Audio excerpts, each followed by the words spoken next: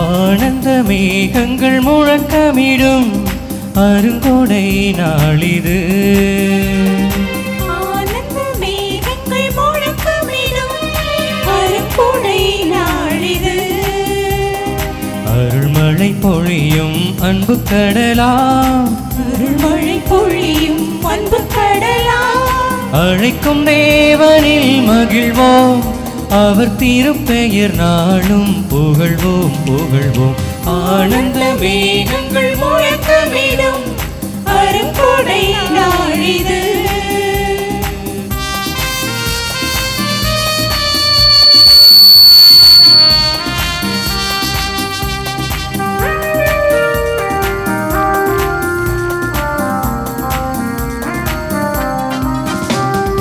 உலகினில் கோடி இன்பம், அதில் உண்மையாதென்று உணர்வோம்.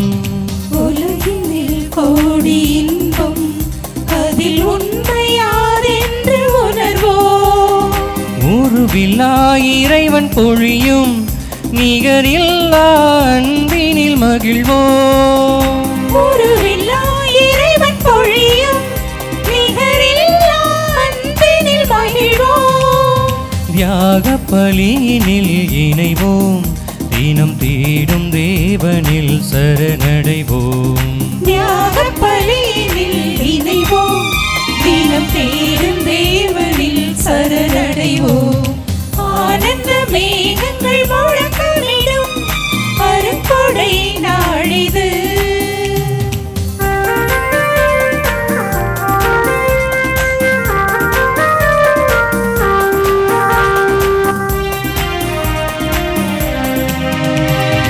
மனிதனை காக்கும் மரணாக நல்ல மனிதநேயம் கொண்டு உழைப்போமா. மனிதனை காக்கும் மரணாக நல்ல மனிதநேயம் கொண்டு உழைப்போம்.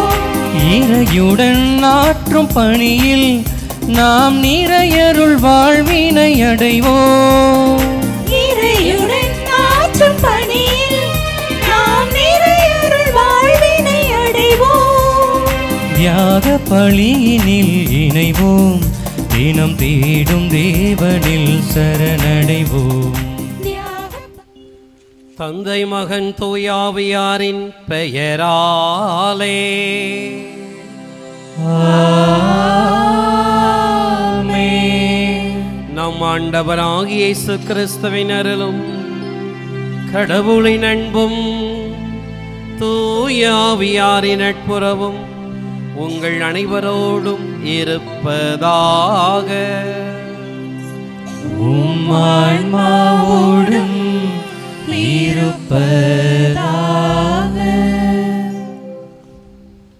திரு இறுதிய ஆண்டவரின் இனிய பக்தர்களே, தர்மையான நாளிலே இடைக்காட்டூர் திரு இறுதி ஆண்டவருடைய இந்த வல்லபமிக்க அருள் தலத்தை நாடி வந்திருக்கின்ற ஒவ்வொருவரையும் திருத்தலத்தினுடைய அதிபர் தந்தை அருள்முனைவர் இமானுவேல் தாசன் அவர்களின் சார்பாகவும் மற்றும் திருத்தல நிர்வாகத்தின் பெயராலும் அன்போடு உங்களை வரவேற்கின்றோம்.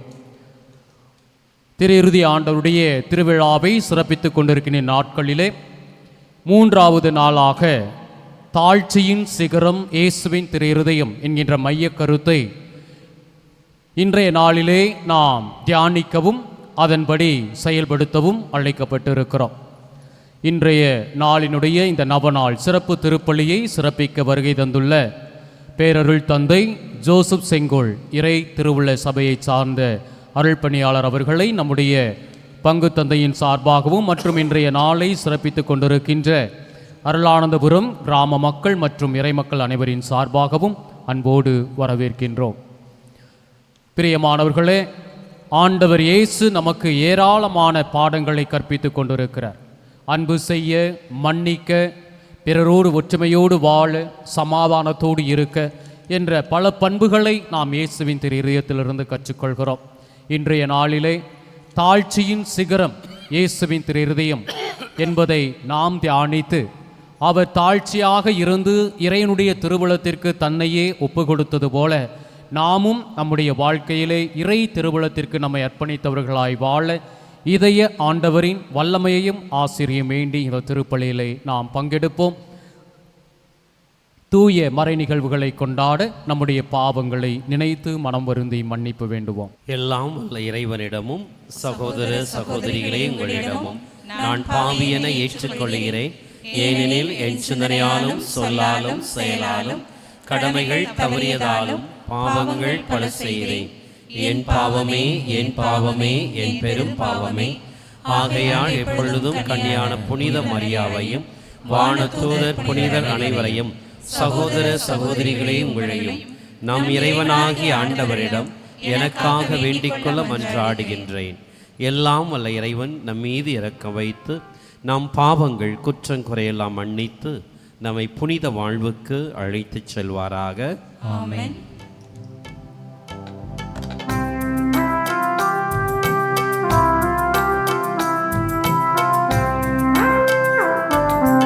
ஆண்டவரே இரக்கமாயிரும்.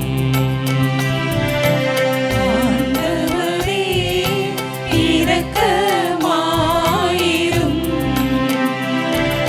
கிறிஸ்துவே இரக்கமாயிரும். கிறிஸ்துவே இரக்கமாயிரும். ஆண்டவரே இரக்கமாயிரும். ஆண்டவரே இரக்கமாயிரும்.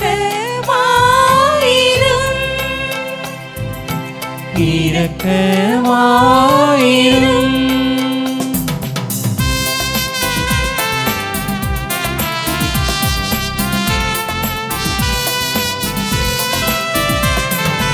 உன்னதங்களிலே கடவுளுக்கு மாட்சி உண்டாகுக.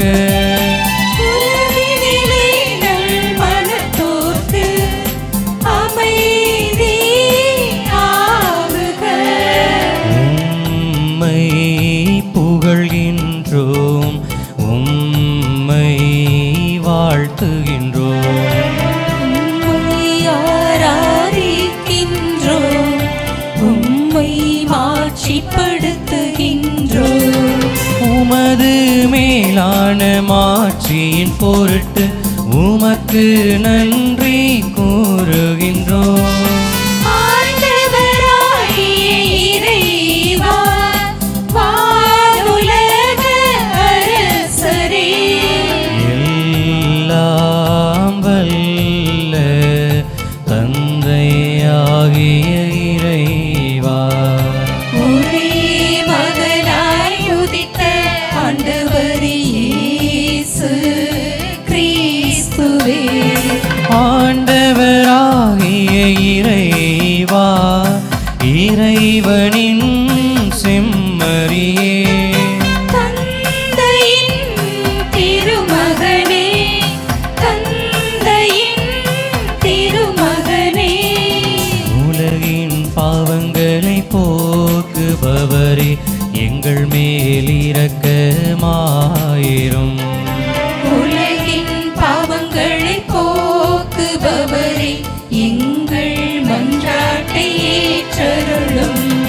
தந்தையின் வலப்பக்கம் வீற்றிருப்பவரே, எங்கள் மேல் இரக்கமாயிரும்.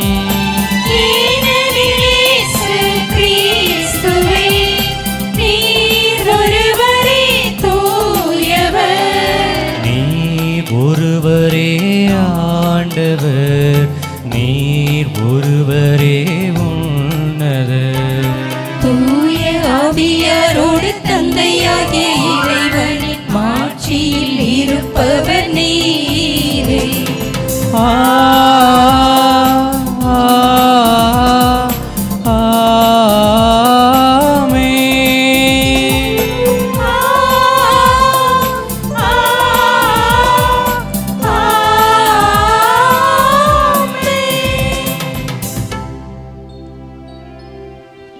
மன்றாடுவோமாக. எல்லாம் வல்ல இறைவா, அன்பார்ந்த உம் திருமகன் இதயத்தை எண்ணி பெருமை கொள்ளும் நாங்கள் தம் அன்பினால் அவர் எங்களுக்கு புரிந்து வருகின்ற வியத்தகு நன்மைகளை நினைவு கூறுகின்றோம். இவ்வாறு விண்ணக கொடைகளின் ஊற்றாகிய அந்த திரு இருதயத்திலிருந்து பொங்கி வழியும் அருளை நாங்கள் மேன்மேலும் பெற்றுக்கொள்ள தகுதி பெறுவோமாக.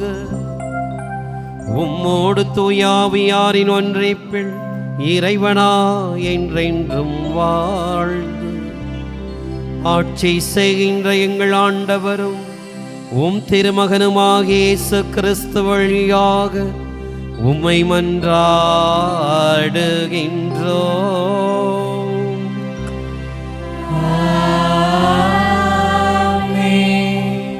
முதல் வாசக முன்னுரை. இன்றைய முதல் வாசகம் எலிசாவின் காலத்தில் நடைபெற்ற நிகழ்வுகளை எடுத்துரைக்கிறது. சூனேம் என்ற நகரின் வசதி படைத்த பெண் இறைவாக்கினருக்கு பொருளாதார வகையில் உறுதுணையாக இருக்கிறார். ஆனால் இவருக்கு குழந்தை பாக்கியம் இல்லை. அவரின் கைமாறு கருதாத உதவியை கண்டு அவருக்கு எலிசா இறை வாக்காக குழந்தை பேறு அளிக்கிறார். ஆனால் அக்குழந்தை சிறிது காலத்தில் இறந்து விடுகிறது. இறந்த அக்குழந்தையை எலிசா உயிருடன் எழுப்புகிறார். இந்த நிகழ்வுகளை நாம் 2 அரசர் 4ஆம் அதிகாரத்தில் கவனமுடன் கேட்போம். அரசர்கள் 2ஆம் நூலிலிருந்து வாசகம். அதிகாரம் 4, இறை வார்த்தைகள் 8 முதல் 11 முடிய மற்றும் 14 முதல் 16 முடிய. முதல் வாசகம். ஆண்டவரின் புனிதர் வரும்பொழுதெல்லாம் இங்கே தங்கி செல்லட்டும். அரசர்கள் 2ஆம் நூலிலிருந்து வாசகம். அதிகாரம் 4, இறை வார்த்தைகள் 8 முதல் 11 முடிய மற்றும் 14 முதல் 16 முடிய. ஒரு நாள் எலிசா சூனேமுக்கு சென்றார். அங்கே இருந்த பணக்கார பெண் ஒருவர் அவரை உணவருந்தும்படி வற்புறுத்தினார். அதன்பின் அவர் அவ்வழியே சென்ற போதெல்லாம் அங்கே உணவருந்தி விட்டு செல்வார். அவர் தம் கணவனை நோக்கி, நம்மிடம் அடிக்கடி வரும் ஆண்டவரின் அடியவர் புனிதர் என்று நான் கருதுகிறேன். ஆதலால் வீட்டு மேல் தளத்தில் சிறு அறை ஒன்றை அவருக்காக கட்டி அதில் படுக்கை, மேசை, நாற்காலி, விளக்கு முதலியன தயார்படுத்தி வைப்போம். அவர் வரும்பொழுதெல்லாம் அங்கே தங்கி செல்லட்டும் என்றார். ஒரு நாள் எலிசா அங்கு வந்து மாடி அறையில் தங்கி ஓய்வு எடுத்து கொண்டிருந்தார். எலிசா வேறு எந்த விதத்தில் அவருக்கு உதவி செய்யலாம் என்று கேட்டார். அதற்கு கேகசி, அவருக்கு குறை ஏதும் இல்லை, ஆனால் அவருக்கு பிள்ளை இல்லை, அவருடைய கணவருக்கும் வயதாகிவிட்டது என்றான். எலிசா அவளை இங்கு வரச் சொல் என்றார். அவ்வாறே அவன் அவரை அழைக்க அவரும் கதவருகில் வந்து நின்றார். எலிசா அவரை நோக்கி, அடுத்த ஆண்டு இதே பருவத்தில் உனக்கு ஒரு மகன் பிறந்திருப்பான் என்றார். ஆண்டவர் வழங்கும் அருள்வாக்கு. இறைவனுக்கு நன்றி.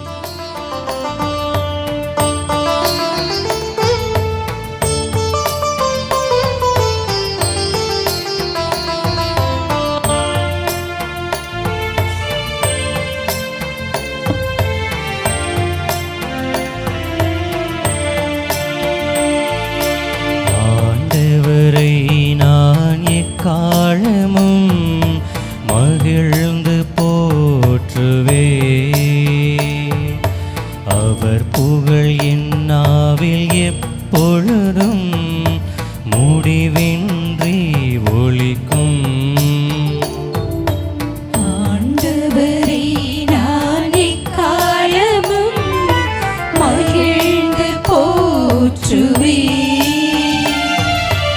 அவர் புகழ் என் நாவில் எப்பொழுதும் முடிவின்றி ஒலிக்கும். அவர் பெயர் என்றும் மேன்மையானது, அவர் துணை நிலையாய் நிலைத்திருக்கும். அவரது அழைப்பு உன்னதமானது, அவர் அருள் வாழ்வில் நிலைத்திருக்கும். ஆண்டவரே நான் எக்காலமும் மகிழ்ந்து போற்றுவேன். அவர் புகழ் என் நாவில் எப்பொழுதும் முடிவின்றி ஒலிக்கும்.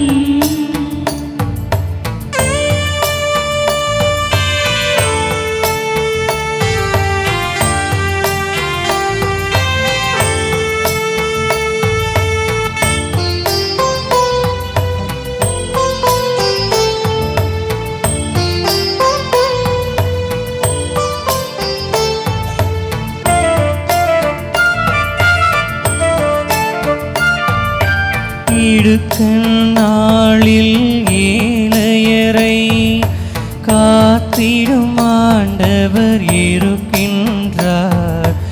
அவருக்கு அஞ்சி நடப்போரை அவர் தம் தூதரால் காத்திடுவார்.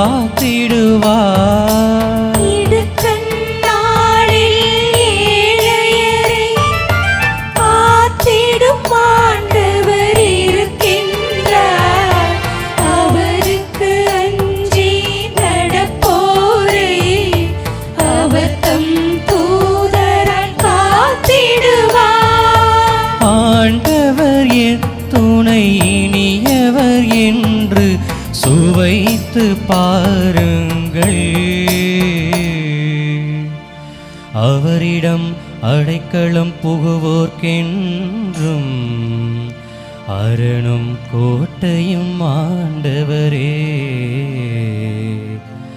அவரது இரக்கம் நிலை பெறுமே. ஆண்டவரை நான் எக்காலமும் மகிழ்ந்து போற்றுவேன். அவர் புகழ் என் நாவில் எப்பொழுதும் முடிவின்றி ஒலிக்கும். இரண்டாம் வாசக முன்னுரை. இன்றைய இரண்டாவது வாசகத்தின் மூலம் கிறிஸ்துவின் வழியாகவே நாம் நிறைவாழ்வை அடைய முடியும் என்பதை பவுலடியார் மிக தெளிவாக எடுத்துரைக்கிறார். மனித குலம் முழுவதும் பாவத்திற்கு அடிமைப்பட்டுள்ளது.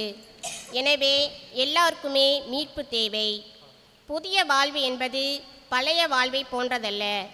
மாறாக தூய ஆவியின் கனிகளை, கொடைகளை அடிப்படையாக கொண்டது. எனவே ரோமன் நகர மக்களை பார்த்து அனைவரும் கிறிஸ்துவுக்குள் இணைந்து வாழ்வு வாழ அழைப்பு விடுக்கிறார்.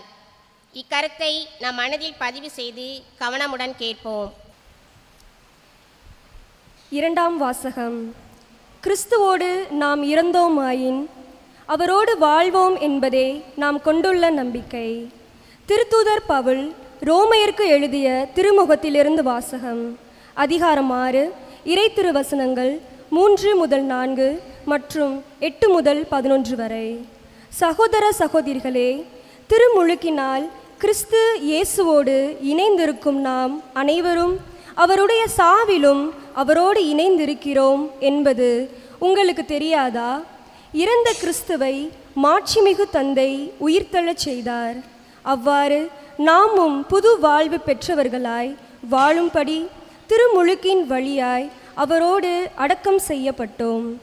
கிறிஸ்துவோடு நாம் இறந்தோமாயின் அவரோடு வாழ்வோம் என்பதே நாம் கொண்டுள்ள நம்பிக்கை. இறந்து உயிருடன் எழுப்பப்பட்ட கிறிஸ்து இனிமேல் இறக்க மாட்டார். இனி அவர் சாவின் ஆட்சிக்கு உட்பட்டவர் அல்ல என நாம் அறிந்திருக்கிறோம். அவர் இறந்தார், பாவத்தை ஒழிக்க ஒரே ஒரு முறை இறந்தார். இப்போது அவர் வாழ்கிறார், அவர் கடவுளுக்காகவே வாழ்கிறார். அவ்வாறே நீங்களும் பாவ வாழ்க்கையை பொறுத்தமட்டில் இறந்தவர்கள் கிறிஸ்து இயேசுவோடு இணைந்து கடவுளாக வாழ்கின்றவர்கள் என்பதை எண்ணிக்கொள்ளுங்கள். ஆண்டவர் வழங்கும் அருள்வாக்கு. இறைவனுக்கு நன்றி.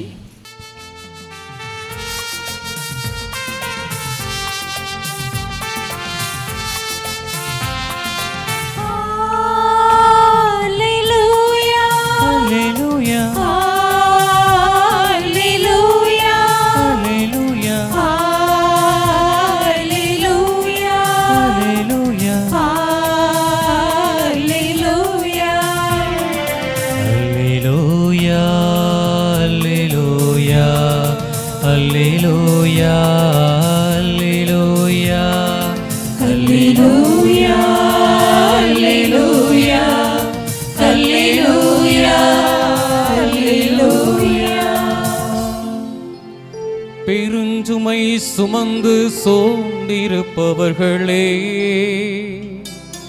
எல்லாரும் என்னிடம் வாருங்கள், நான் உங்களுக்கு இளைப்பாறுதல் தருவேன்.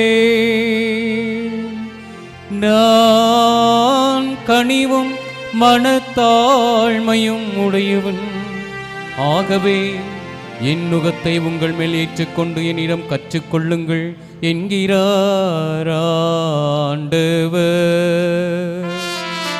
அல்லேலூயா அல்லேலூயா அல்லேலூயா அல்லேலூயா அல்லேலூயா அல்லேலூயா அல்லேலூயா அல்லேலூயா. ஆண்டவரே சுவங்களோடு இருப்பாராக. உம் ஆன்மாவோடும் இருப்பாராக. லூக்கா எழுதிய தூய நற்செய்தியிலிருந்து வாசகம். ஆண்டவரே மாட்சி உமக்கே.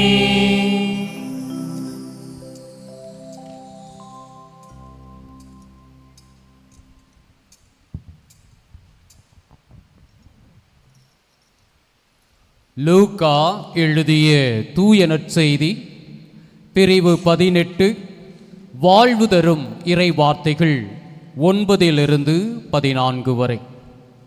லூக்கா நற்செய்தி அதிகாரம் 18, வாழ்வு தரும் இறை வார்த்தைகள் 9-14 வரை.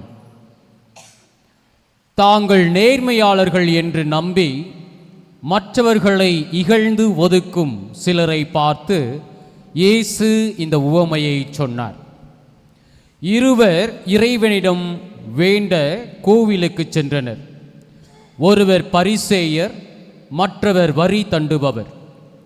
பரிசேயர் நின்று கொண்டு இவ்வாறு இறைவனிடம் வேண்டினார்: கடவுளே, நான் கொள்ளையர், நேர்மையற்றோர், விபச்சாரர் போன்ற மற்ற மக்களைப் போலவோ இந்த வரி தண்டுபவரைப் போலவோ இல்லாதது பற்றி உமக்கு நன்றி செலுத்துகிறேன். வாரத்தில் 2 முறை நோன்பு இருக்கிறேன். என் வருவாயில் எல்லாம் 10 பங்கை கொடுக்கிறேன். ஆனால் வரி தண்டுபவர் தொலையில் நின்று கொண்டு வானத்தை அண்ணாந்து பார்க்க கூட துணியாமல் தம் மார்பில் அடித்து கொண்டு, கடவுளே, பாவியாகிய என் மீது இறங்கியருளும் என்றார். இயேசு, பரிசேயர் அல்ல, வரி தண்டுபவரே கடவுளுக்கு ஏற்புடையவராகி வீடு திரும்பினார்.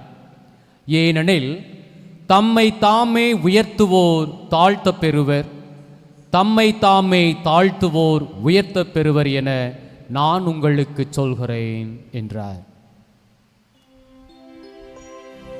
ஆண்டவரின் அருள்வாக்கு. உங்கள் அனைவருக்கும் என்னுடைய பணிவான திருஹிருதய ஆண்டவருடைய ஆசிரையும் காலை வணக்கத்தையும் அன்போடு தெரிவித்துக் கொள்கின்றேன். Praise the lord. Hallelujah hallelujah hallelujah. எல்லாரும் நல்லா இருக்கிறீங்களா? நான் பதில் ஒன்று காணாமல் நல்லா இருந்தால் இங்கே வரோம் அப்படிங்கிறீங்களா? எல்லோரும் நல்லா இருக்கிறீங்களா? நல்லா இருக்கிறவங்களாம் கைதட்டுங்க பார்ப்போம். நல்லா பலமாக கைதட்டி திருஹிருதய ஆண்டவருக்கு நன்றி செலுத்துவோம். அதுதான் தாழ்ச்சியினுடைய அடையாளம், வேறு ஒன்றுமே கிடையாது. நான் நன்றாக இருப்பது அவருடைய இரக்கத்தினால், அவருடைய ஆசிரால் என்று எப்போது நாம் உணர்கின்றோமோ அப்போது நாம் நம்மையே தாழ்த்தி கொள்கின்றோம், தாழ்ச்சி உள்ளவர்களாக இருக்கின்றோம். நான் நன்றாக இருப்பது என்னுடைய உழைப்பினால், நான் நன்றாக வாழ்வது என்னுடைய செயல், நான் தான் என் குடும்பம் நன்றாக இருப்பதற்கு நான் தான் காரணம் என்று நினைத்தோம் என்றால் அதுதான் தற்பெருமை, தாழ்ச்சிக்கு விரோதமான செயல். யோபு அருமையாக சொன்னார்.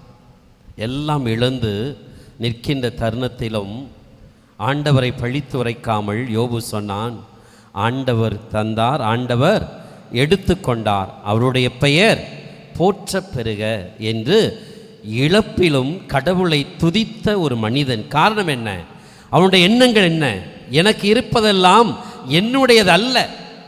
நான் இந்த உலகத்தில் பிறந்தபோது எப்படி பிறந்தேன் என்று சொல்றார்.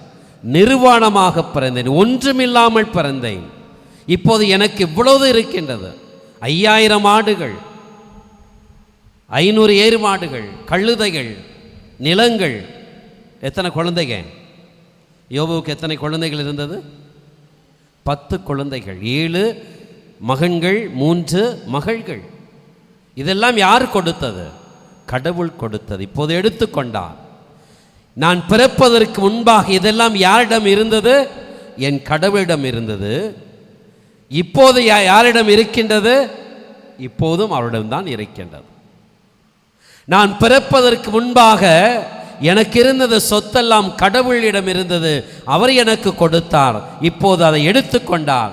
அது எங்கே இருந்ததோ அங்கேதான் இருக்கின்றது. எனக்கு ஒன்றும் நஷ்டப்படவில்லை. என் கடவுள் வேண்டுமானால் எப்போது வேண்டுமானாலும் எனக்கு திருப்பி கொடுக்க முடியும் என்று கடவுளை துதித்த போது 2 மடங்காக ஆண்டவர் யோபுவுக்கு திருப்பி கொடுத்தார். இதுதான் தாழ்ச்சியினுடைய அடையாளம். ஒரு ஞானி ஒருவன் இருந்தான், தற்பெருமையோடு வாழ்ந்து கொண்டிருந்த ஒரு ஞானி. என்னை விவாதித்து யாராலும் வென்றுவிடவே முடியாது. என்னை விவாதித்து வாதாடி யாராலும் என்னை வென்றுவிடவே முடியாது. இந்த உலகத்தில் எந்த மனிதனும் பிறந்ததும் இல்லை, இனி பிறக்கப் போவதும் இல்லை என்ற ஒரு மமதையோடு வாழ்ந்து கொண்டிருந்த ஒரு ஞானி ஒரு நாள் ஒரு கிராமத்துக்குள்ளே போகின்றான். 2 சிறுவர்கள் சண்டை போட்டு கொண்டிருந்தார்கள். அதை ஊரே வேடிக்கை பார்த்து கொண்டிருந்தது.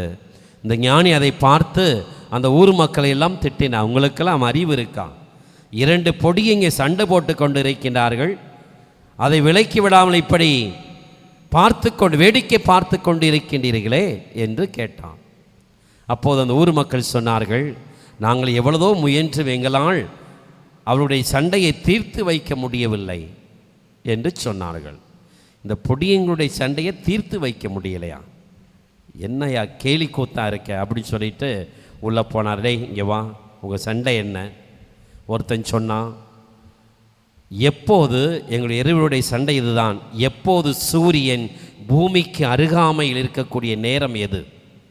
சூரியன் பூமிக்கு அருகாமையில் இருக்கக்கூடிய நேரம் எது? இவன் சொல்லுகின்றான் காலை நேரம், அதிகாலை நேரம் என்று. நான் சொல்லுகின்றேன் பகல் 12 மணிக்கு என்று. அப்போ அதிகாலை நேரத்தில் தான் சூரியன் பூமிக்கு மிக அருகாமையில் இருக்கக்கூடியது என்று சொன்ன அந்த பொடியன் சொன்னான். அது எப்படி என்று கேட்டபோது அவன் சொன்னான், அதிகாலை நேரத்தில் சூரியன் உதிக்கின்ற பொழுதுதான் அது பெருசாக இருக்கின்றது, அதை நம்முடைய கண்களால் பார்க்க முடிகின்றது. ஒரு பொருள் பெரியதாக இருப்பது எப்போது? நமக்கு அருகாமையில் இருக்கக்கூடிய நேரம் தானே. ஆகவே தான் நான் சொன்னேன் காலையில் தான் சூரியன் பூமிக்கு அருகாமையில் இருக்கின்றது என்று சொன்னேன். உடனே அந்த ஞானி சொன்னார், நீ சொன்னது கரெக்ட் தான் அப்படின்னார். உடனே அடுத்த இன்னொரு பொடியும் சொன்னான், யோ நிறுத்தியா, நான் சொல்கிறதை கேட்டுட்டு அப்புறம் பதில் சொல்லு அப்படின்னா. அந்த 2வது பொடியும் சொன்னான், எப்போது அதிக வெயிலை நாம் அனுபவிக்கின்றோம்?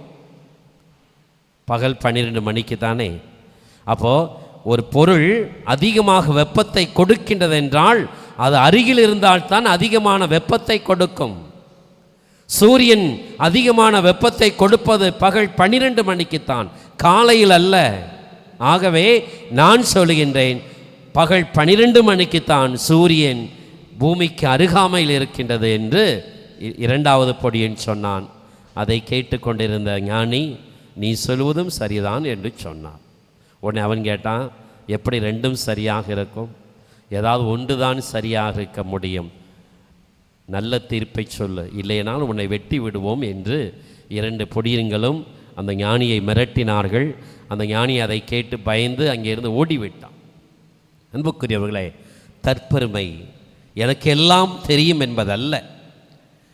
பிலிப்பியருக்கு எழுதிய திருமுகம் பிலிப்பியர் திருமுகம் 2ஆம் அதிகாரம் அதில் 4 முதல் இறைவசனத்தில் இறைவார்த்தை அருமையாக சொல்கின்றது. நீங்கள் யாவரும் உங்களை சார்ந்தவற்றில் அல்ல, மாறாக பிறரை சார்ந்தவற்றிலேயே அக்கறை கொள்ள வேண்டும். கிறிஸ்து இயேசுவிடம் கொண்டிருந்த இந்த மனநிலை உங்களிலும் இருக்கட்டும் என்று புனித பவுல் பிலிப்பியர் திருமுகம் 2ஆம் அதிகாரம் 4-5 வசனத்தில் சொல்கின்றார்.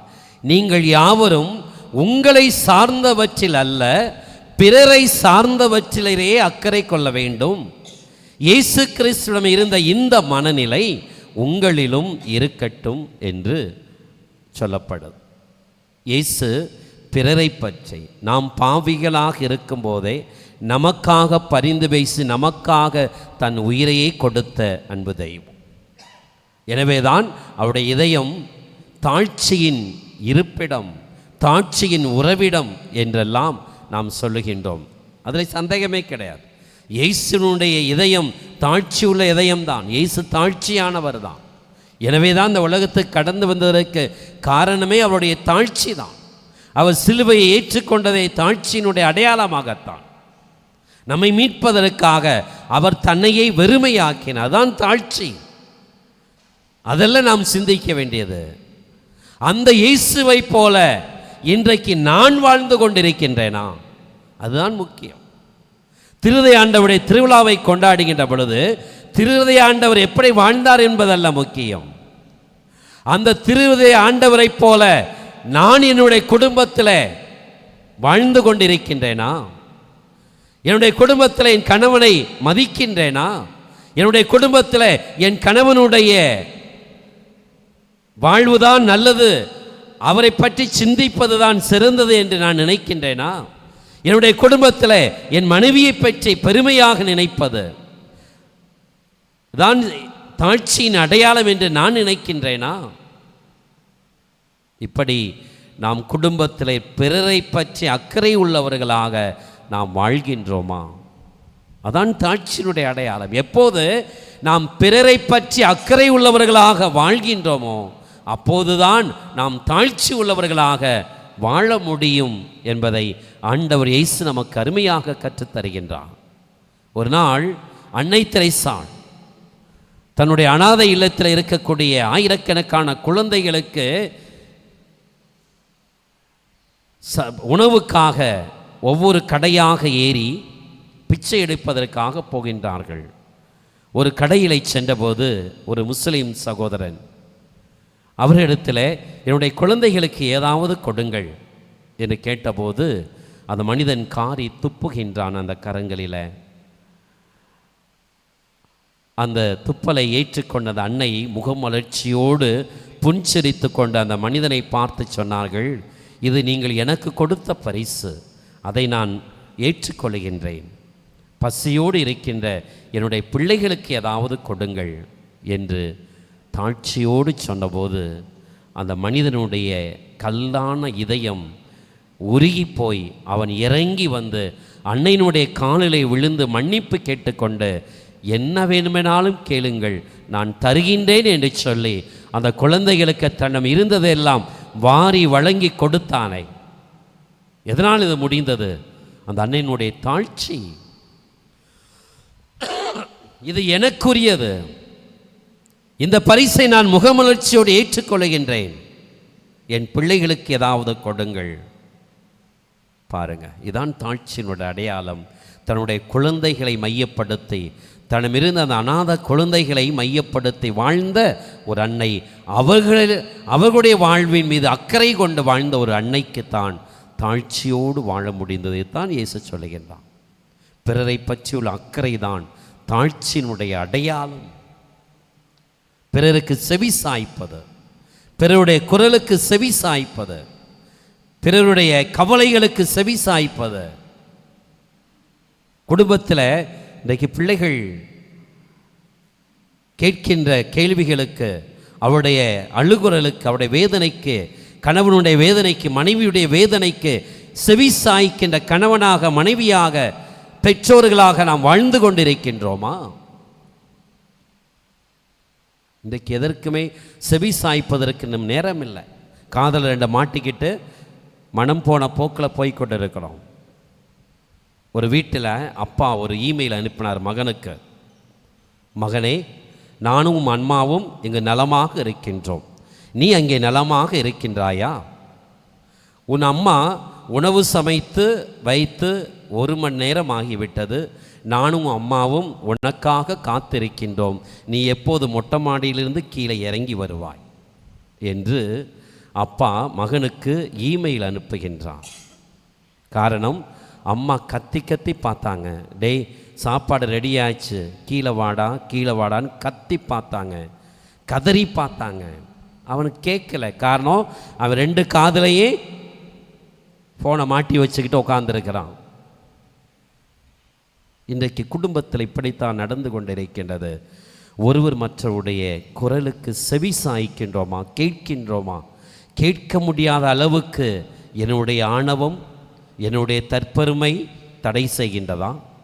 கேட்க முடியாத அளவுக்கு பிறருடைய அழுகு குரலை கேட்க முடியாத அளவுக்கு, கணவனுடைய குமுறலை கேட்க முடியாத அளவுக்கு, மனைவியினுடைய அழுகுரலை கேட்க முடியாத அளவுக்கு இன்றைக்கு நம்முடைய காதுகள் மந்தமாகி போய்விட்டதா, அல்லது இருதயம் மழுங்கி போய்விட்டதா?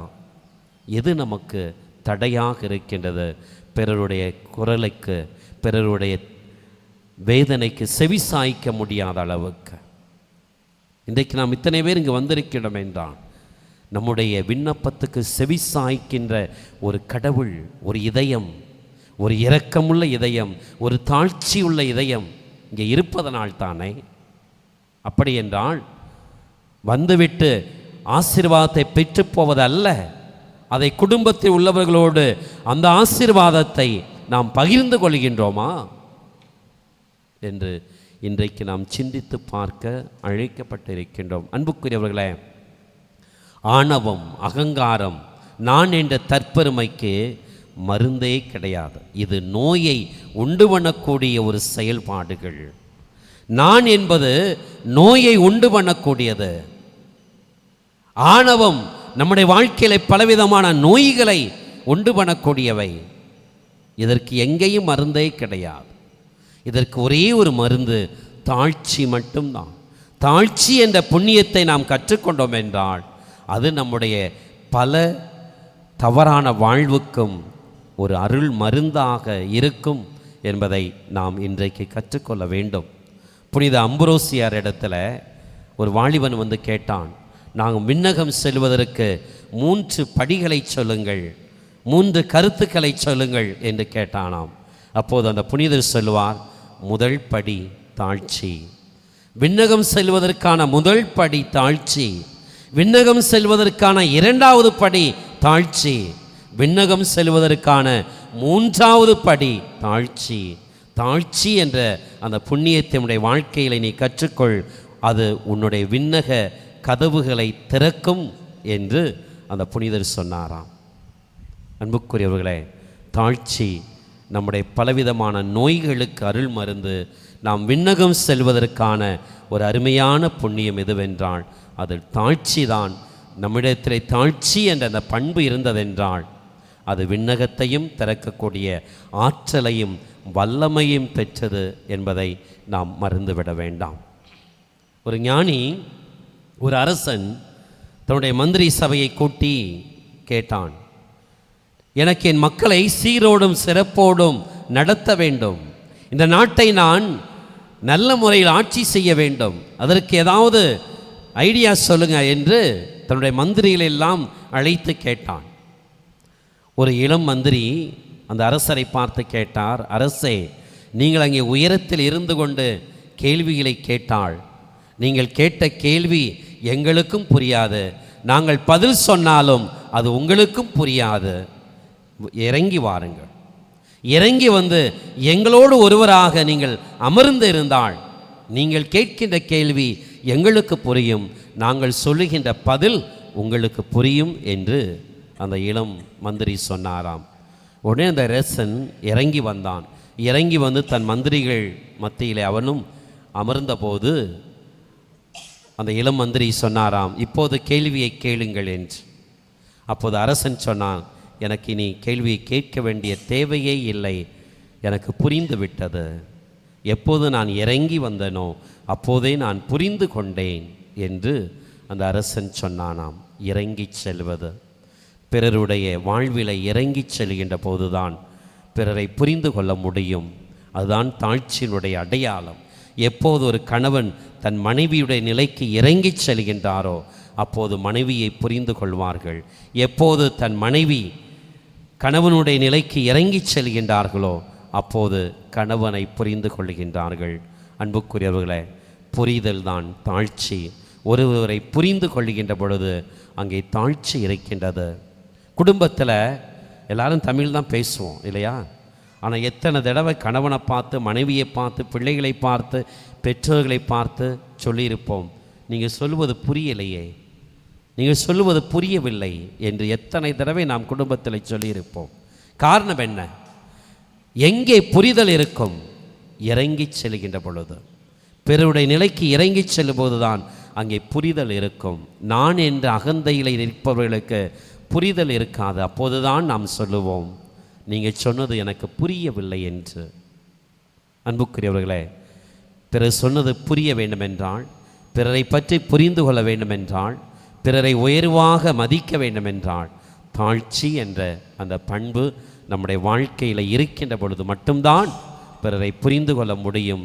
பிறரை பற்றி அக்கறை உள்ளவர்களாக, பிறருக்கு செவி சாய்க்கின்றவர்களாக நாம் வாழ முடியும் என்பதை நம் திருஹிருதய ஆண்டவர் நமக்கு அருமையாக கற்றுத்தருகின்றார். ஆகவே எத்தனையோ நபர்களை பார்க்கின்றோம். கானானிய பெண் இயேசுவிடத்தில் வந்து தன் மகளை சுகப்படுத்தும்படியாக கேட்டுக்கொண்டே போகின்றான். வெகு நேரமாக போகின்றார். காலையிலிருந்து, ஒருவேளை காலையிலிருந்து போயிருக்கலாம்.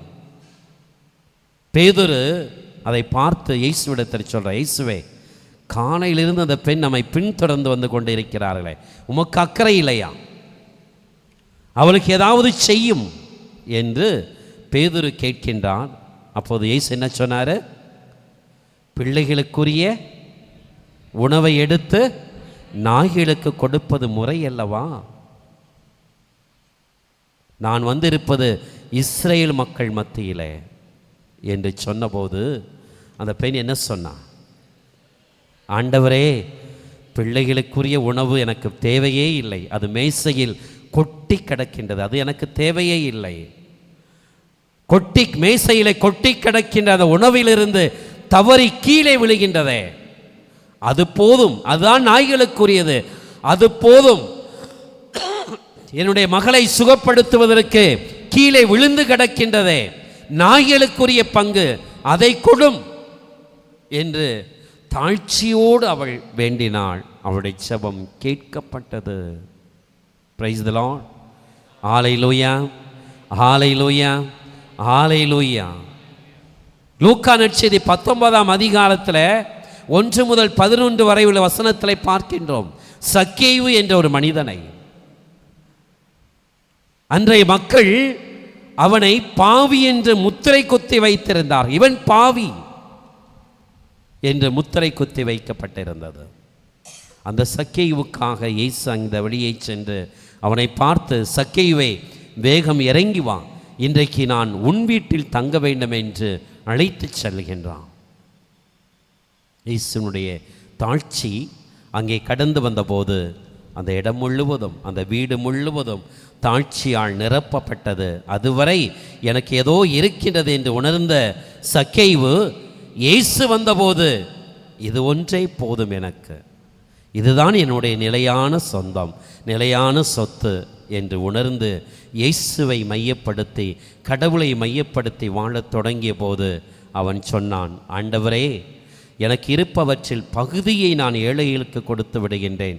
யாரையாவது நான் வஞ்சித்து எடுத்திருந்தால் 4 மடங்காக திருப்பி கொடுத்து விடுகின்றேன் என்று பிறரை பற்றி அக்கறை உள்ளவனாக வாழத் தொடங்கிய சக்கேயுனுடைய தாழ்ச்சியை அங்கே அருமையாக இறை வார்த்தை எடுத்துரைக்கின்றது. அப்போதுதான் இயேசு சொன்னார், இவனும் ஆபிரகாமின் மகனே என்று.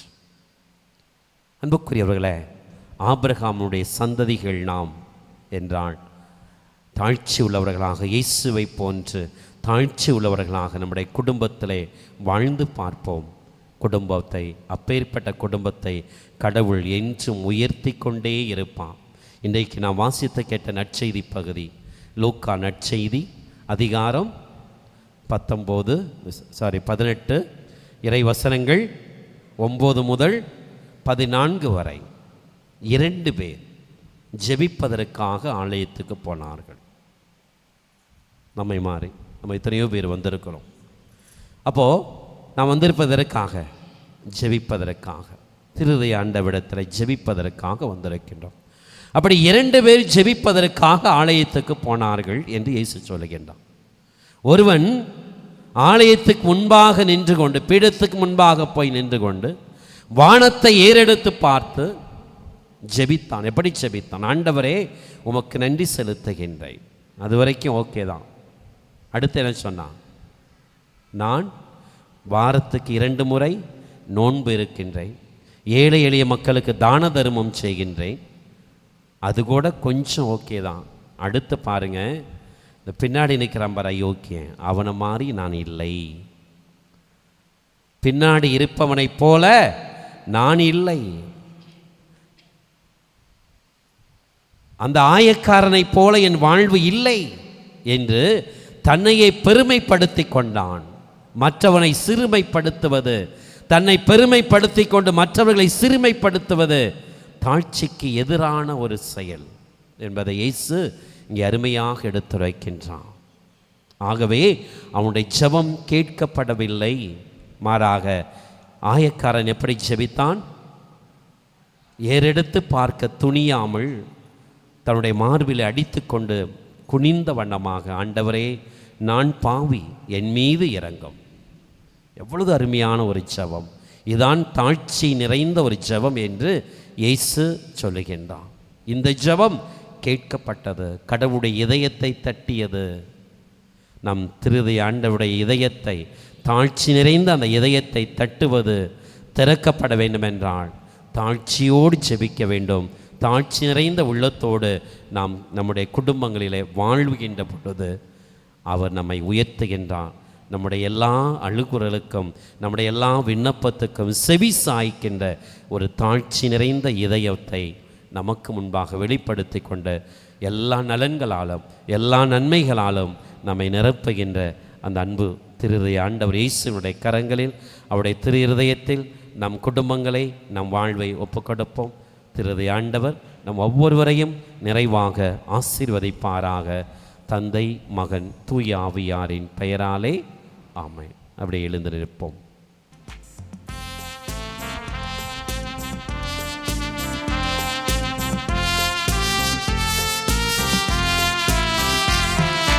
விண்ணையும் மண்ணையும் படைத்தவராம் கடவுள் ஒருவர் இருக்கின்றார்.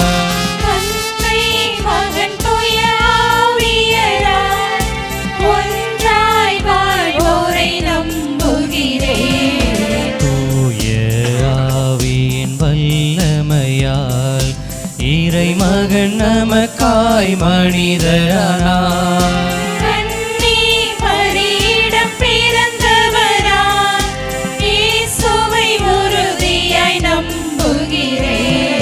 பிளாத்துவின் ஆட்சியில் பாடுபட்டார், சிலுவையில் இறந்து அடக்கப்பட்டார்.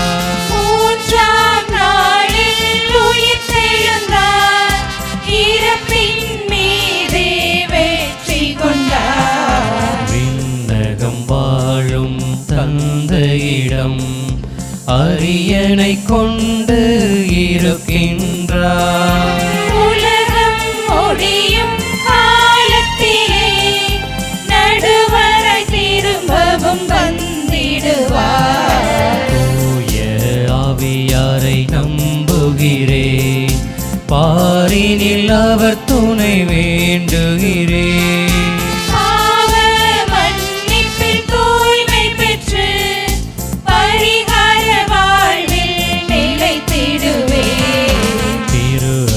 உரைப்பதை நம்புகிறேன், புனிதர்கள் உறவு உம்மை நம்புகிறேன். உடலின் உயிர்ப்பை நிலை வாழ்வை உறுதியுடனே நம்புகிறேன்.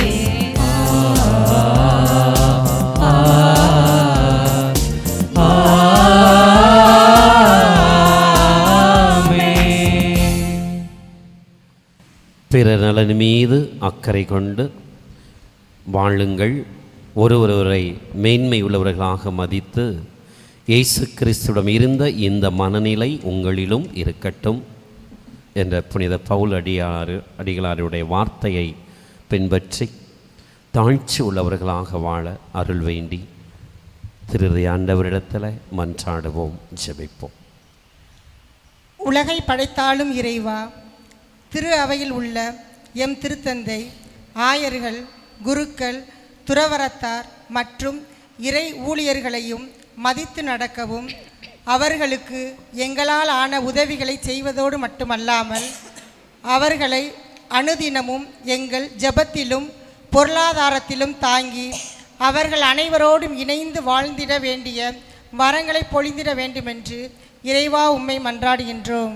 ஆண்டவரே, எங்கள் மன்றாட்டை கேட்டருளும். அன்பு ஆண்டவரே, எம் இறைவா, கேட்போர் அனைவரும் பெற்றுக்கொள்கின்றனர் என சொன்னவரே, தயக்கமின்றி எங்கள் மன்றாட்டை முன் வைக்கின்றோம். எங்கள் அருளானந்தபுரம் கிராமத்தை ஆசீர்வதியும். எம் ஊரில் நடைபெறும் ஒவ்வொரு நிகழ்வுகளிலும் நீரே முன்னிருந்து நடத்தவும், விவசாயம் செழிக்கவும், திருமண வரன் அமைய, குழந்தை பேறு கிடைக்க, வியாதி நீங்க, எம் பங்கில் மரித்த அனைத்து ஆன்மாக்களும் நித்திய இளைப்பாற்றி அடையும்படியாக திரு இருதய ஆண்டவரே உம்மை மன்றாடுகிறோம். ஆண்டவரே, எங்கள் மன்றாட்டை கேட்டருளும். ஞானத்தின் ஊற்றாகிய இறைவா, யாக்கோப்பு அதிகாரம் 1:5, உங்களிடையே குறைவாக ஞானம் கொண்டிருப்பவர் கடவுளிடம் கேட்கட்டும், அப்பொழுது அவரும் ஞானத்தை கொடுப்பார். அவர் முகம் கோணாமல் தாராளமாய் எல்லோருக்கும் கொடுப்பவர் என்ற இறை வார்த்தைக்கிணங்க படிக்கின்ற பிள்ளைகள் அனைவரையும் ஆசீர்வதித்து அவர்களுக்கு தேவையான கல்வி என்னும் அறிவை கொடுத்து ஞானத்தோடு படித்து வாழ்க்கையில் முன்னேற வேண்டும் என்று திரு இருதய ஆண்டவரே உம்மை மன்றாடுகிறோம். ஆண்டவரே, எங்கள் மன்றாட்டை கேட்டருளும். தாழ்ச்சியின் பிறப்பிடமே எம் இறைவா, யாக்கோப்பு அதிகாரம் 4 உயிருள்ள இறைவார்த்தைகள் 8 கூறப்பட்டது போல கடவுளை அணுகிச் செல்லுங்கள், அவரும் உங்களை அணுகி வருவார் என்ற வாக்கின்படி நாம் தயக்கமின்றி ஆண்டவரை அணுகிச் செல்வோம். 129ஆம் ஆண்டு திருவிழா கொண்டாட இருக்கும் மக்கள் அனைவரையும் ஆசீர்வதியும். பிலிப்பியர் 4:19 என் கடவுள் கிறிஸ்துவின் வழியாய் நம் ஒப்பற்ற செல்வத்தை கொண்டு நம் தேவைகள் அனைத்தையும் நிறைவு செய்வார் என்ற நம்பிக்கையோடு உம்மை நாடி வரும் அனைவருக்கும் ஆசீர்வதிக்கும்படியாகவும் அவர்களின் தேவைகளை அனைத்தையும் நிறைவேற்றும்படியாகவும் திரு இருதய ஆண்டவரே உம்மை மன்றாடுகிறோம். ஆண்டவரே, எங்கள் மன்றாட்டை கேட்டருளும். நம் பங்கு பணியாளர்களுக்காக மன்றாடுவோம். நல்ல ஆயனாம் இறைவா, எம் பங்கை வழிநடத்தி செல்லும் எம் பங்கு பணியாளருக்காக மன்றாடுகிறோம். தூய மத்தேயு 9வது அதிகாரம் உயிருள்ள இறைவார்த்தை 36லும், தூய மார்க்கு 6வது அதிகாரம் உயிருள்ள இறைவார்த்தை 34லும் இயேசு கூறியவாறு பங்கு மக்களாகிய நாங்கள் ஆயரில்லா ஆடுகளைப் போல் அலைக்கழிக்கப்படாமல் நேரிய வழியில் நடத்தி சென்று கொண்டிருக்கும் தந்தையை ஆசீர்வதியும். அவருக்கு துணையாயிருந்து அவர் முன்னெடுக்கும் அனைத்து காரியங்களிலும் வெற்றி கொடுக்கும்படியாகவும் தூய ஆவியார் தாமே அவரோடு இருந்து வழி நடத்தும்படியாகவும் திரு இருதய ஆண்டவரே உம்மை நோக்கி மன்றாடுகிறோம். ஆண்டவரே, எங்கள் மன்றாட்டை கேட்டருளும். அன்பு தந்தையே, எம் இறைவா, மணிப்பூர் மாநிலத்தில் உம்மீது நம்பிக்கை கொண்டோரின் மீது நடத்தப்படும் வன்முறைகளிலிருந்தும் துன்பங்களிலிருந்தும் காத்தருளும். அந்த வன்முறையாளர்கள் தங்கள் தவறுகளை கைவிட்டு மனித நேயத்துடன் நடந்து கொள்ள அவர்களுக்கு நல் மனதினை தாரும். அரசியல்வாதிகள் சுயநலத்தை களைந்து அனைவரையும் சமமாக நடத்த தேவையான வரங்களை பொழித வேண்டும் என்று இறைவா உம்மை மன்றாடுகிறோம். ஆண்டவரே, எங்கள் மன்றாட்டை கேட்டருளும். அப்படியே கண்களை மூடுவோம். இன்றைக்கு என்ன தேவைகளோடு வந்திருக்கின்றோமோ, என்ன குறைகளோடு வந்திருக்கின்றோம், அவற்றையெல்லாம் திரு ஆண்டவருடைய பாதத்தில் ஒப்பு கொடுப்போம். இறங்கி வந்த தெய்வம், அவர் நம்மை மீட்க இறங்கி வந்ததனால்தான் அவர் சொன்னார், நான் மன தாழ்மையும் கனிவும் உடையவன், இடமிருந்து கற்றுக்கொள்ளுங்கள் என்று சொன்னார். இந்த மனத்தாழ்மையும் கனிவையும் கற்றுக்கொள்கின்றோமா? கற்றுக்கொண்டு ஒருவருவருக்காக இறங்கி செல்கின்றோமா? ஒருவரை புரிந்து கொள்கின்றோமா? ஒருவற்றுடைய நலனில் அக்கறை கொள்கின்றோமா? சிந்தித்து பார்த்து இப்போ ஏற்பட்ட ஒரு நல்ல குடும்பத்தை உருவாக்க இயேசுவே உம்முடைய திரு இருதயத்திலிருந்து அந்த தாட்சியை கற்றுக்கொண்டு அதை என்னுடைய குடும்பத்தில் வாழ்வாக்க, தாழ்ச்சியுள்ள ஒரு மனைவியாக, தாழ்ச்சியுள்ள ஒரு கணவனாக, தாழ்ச்சியுள்ள பெற்றோர்களாக, குழந்தைகளாக வாழ எங்களுக்கு அருள் புரியும் என்று சொல்லி ஒரு நிமிடம் கண்களை மூடி ஜெபிப்போம்.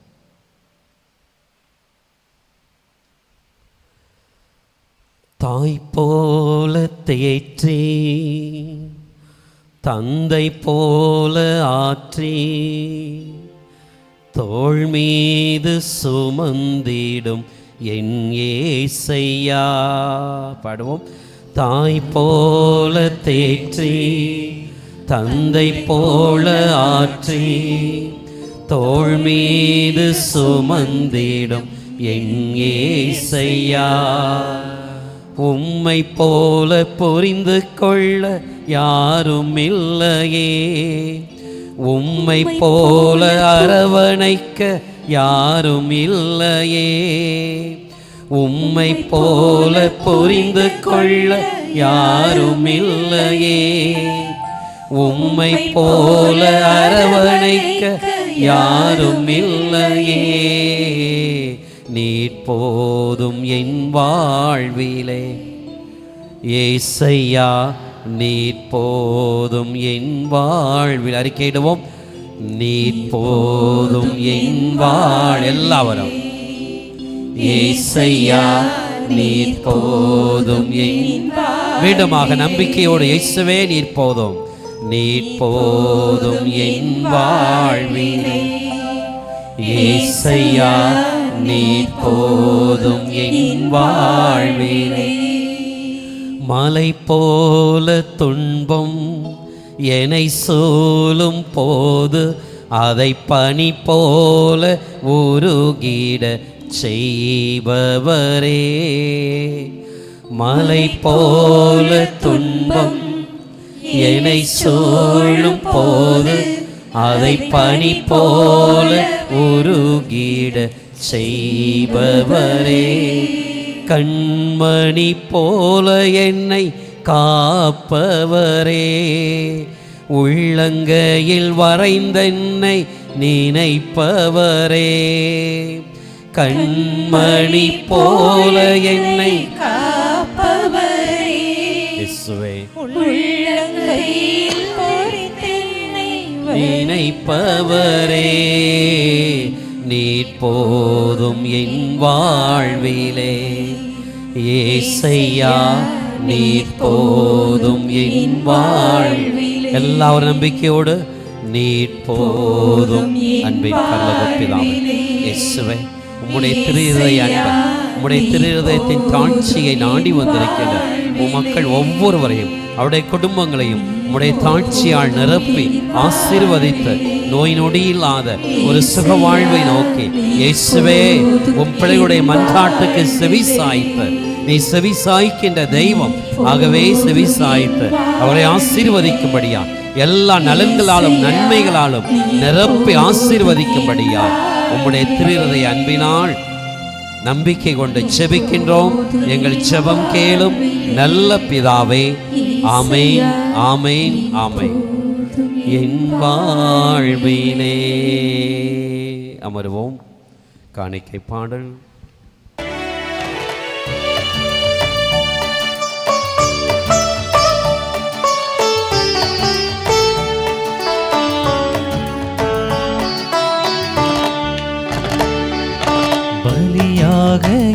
உனக்கு தருவேன் என்று இந்த படைப்பெல்லாம் நீதானே படைத்தாய் என்று. பலியாக எதை உனக்கு தருவேன் என்று இந்த படைப்பெல்லாம் நீதானே படைத்தாய் என்று. என்னையே நான் உமக்களித்தேன் இறைவா என்று. என்னையே நான் உமக்களித்தேன் இறைவா என்று. உருமாற்றி உனதாக்கும் தலைவா என்று. தந்தேன் தந்தேன் தந்தேன் என்னையே இறைவா. தருவாய் தருவாய் தருவாய் உன்னருளே நிறைவா. தந்தேன் தந்தேன் தந்தேன் என்னையே இறைவா. தருவாய் தருவாய் தருவாய் உன்னருளே நிறைவா. பலியாக எதை உனக்கு தருவேன் என்று இந்த படைப்பெல்லாம் நீதானே படைத்தாய் என்று.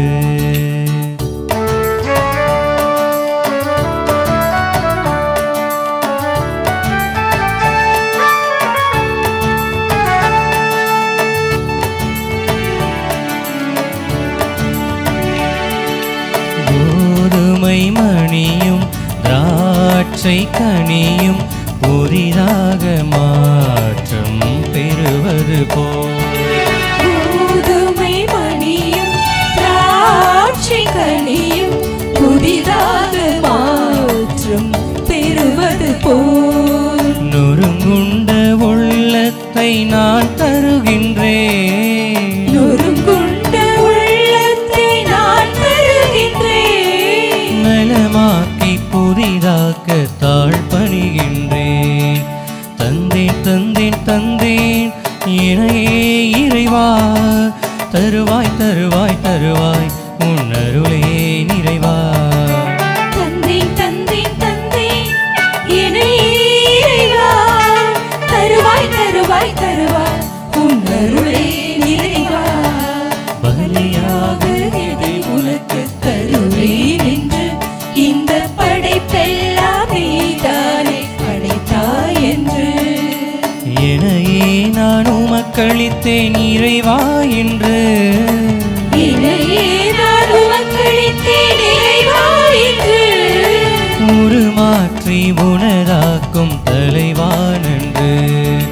தந்தேன் தந்தேன் தந்தேன் என்னையே இறைவா. தருவாய் தருவாய் தருவாய் உன்னருளே நிறைவா. தந்தேன் தந்தேன் தந்தேன் என்னையே இறைவா. தருவாய் தருவாய் தருவாய் உன்னருளே நிறைவா. அன்பிற்கு சகோதர சகோதரிகளை தாட்சியோடு நாம் ஒப்புக் கொடுக்கின்றது உன்னதமான பலியை எல்லாம் வல்ல இறைவனுக்கு ஏற்றதாகும்படி ஜெபியுங்கள். ஆண்டவர் தமது பெயரின் புகழ்ச்சிக்காகவும் மாட்சிக்காகவும் நமது நன்மைக்காகவும் புனித திரு அவை அனைத்தின் நலனுக்காகவும் உமது கையிலிருந்து இப்பலியை ஏற்றுக்கொள்வாராக. ஆண்டவரை அன்பார்ந்தவும் திருமகுடைய இதயத்தின் சொல்லற்கரிய அன்பை கண்ணோக்கும். அதனால் நாங்கள் ஒப்புக் கொடுப்பது உமக்கு உகந்ததாகி எங்கள் பாவங்களுக்கு கள்வாயாக அமைய அருள் புரிவீராக. எங்கள் ஆண்டவராகிய கிறிஸ்து வழியாக உம்மை மன்றாடுகின்றோ.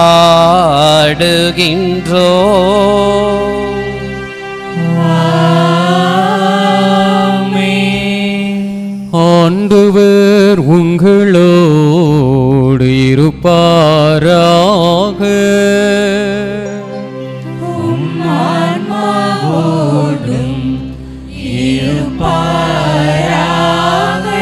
இதயங்களை வானங்களுக்கு எழுப்புங்கள். ஆண்டவரிடம் எழுப்பியுள்ளோம். நம் இறைவனாகிய ஆண்டவருக்கு நன்றி பாடுவோம். அது தகுதியும் நீதியுமானதே. ஆண்டவரே, தூயவரான தந்தையே, என்றுமுள்ள எல்லாம் வல்ல இறைவா, எங்கள் ஆண்டவராகிய கிறிஸ்து வழியாக எந்நாளும் எவ்விடத்திலும் நாங்கள் உமக்கு நன்றி செலுத்துவது மெய்யாகவே தகுதியும் நீதியுமாகும். எங்கள் கடமையும் மீட்புக்கு உரிய செயலுமாகும். சிலுவையில் உயர்த்தப்பட்ட கிறிஸ்து வியப்புக்குரிய அன்பினால் தம்மையே எங்களுக்காக கையளித்தார். குத்தி திறக்கப்பட்ட விழாவிலிருந்து இரத்தமும் தண்ணீரும் வழிந்தோடச் செய்தார். இதிலிருந்து திரு அவையின் அருள் அடையாளங்கள் வெளிப்பட்டன. மீட்பரின் திறந்த இதயத்தினிடம் அனைவரும் ஈர்க்கப் பெறவும், மீட்பளிக்கும் ஊற்றுகளிலிருந்து மகிழ்ச்சியோடு முகந்து கொள்ளவும் இவ்வாறு செய்தருளினார். ஆகவே வானதூதர் முதன்மை வானதூதரோடும் அரியணையில் அமர்வோர் தலைமை தாங்குவோரோடும் வான் படைகளின் அணிகள் அனைத்தோடும் சேர்ந்து நாங்களும் ஆட்சிக்குரிய உமது பெருமையை பறைசாற்றி ஒரே குரலாய் ஆர்ப்பரித்து பாடுவதாவது: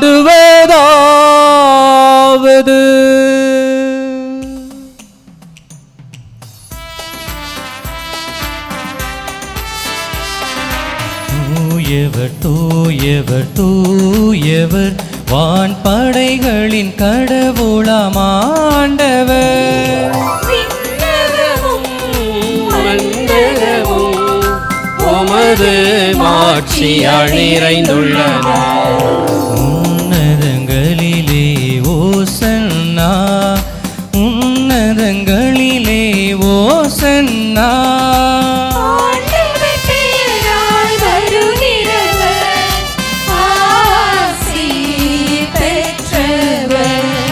உன்னதங்களிலே ஓசன்னா, உன்னதங்களிலே ஓசன்னா.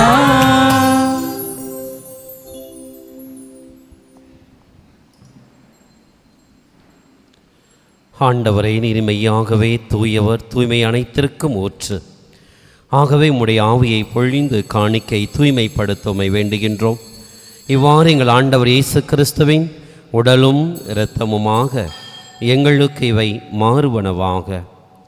அவர் பாடுபட உளம் கனிந்து தம்மை கையளித்த போது அப்பத்தை எடுத்து உமக்கு நன்றி செலுத்தி அதை பெற்று தம் சீடர்களுக்கு அளித்து அவர் கூறியதாவது: அனைவரும் இதிலிருந்து பெற்று உண்ணுங்கள்,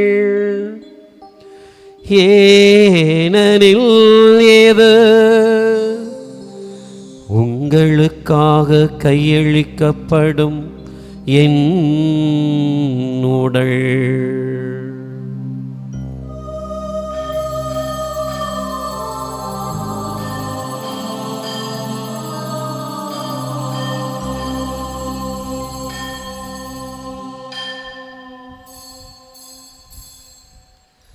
அவ்வண்ணமே இரவு விருந்து அருந்திய பின் கிண்ணத்தை எடுத்து மீண்டும் உமக்கு நன்றி கூறி தம் சீடர்களுக்கு அளித்து அவர் கூறியதாவது: அனைவரும் இதிலிருந்து பெற்று பருகுங்கள்,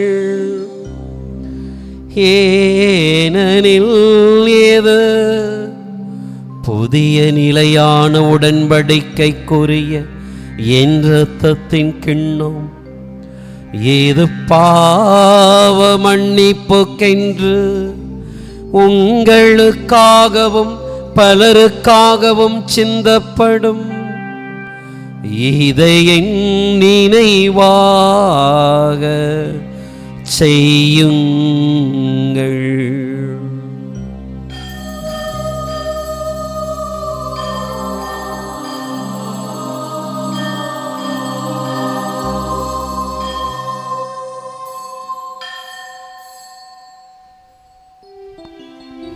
நம்பிக்கையின் மறைபொருள். ஆண்டவரே, நீ வருமளவும் உமது இறப்பினை அறிக்கையிடுகின்றோம், உமது உயிர்ப்பினையும்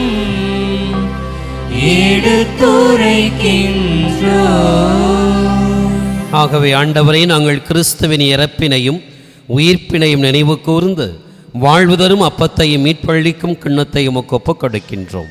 உம் திருமுனின்று உமக்கு ஊழியம் புரிய தகுந்தவர்களை ஏற்றுக்கொண்டீர். எனவே உமக்கு நன்றி செலுத்துகின்றோம். மேலும் கிறிஸ்துவின் உடலிலும் இரத்தத்திலும் பங்கு கொள்ளும் எங்கள் ஒவ்வொருவரையும் தூய ஆவியானவர் ஒன்று சேர்க்க வேண்டுமென உம்மை தாழ்மையுடன் மன்றாடுகின்றோம்.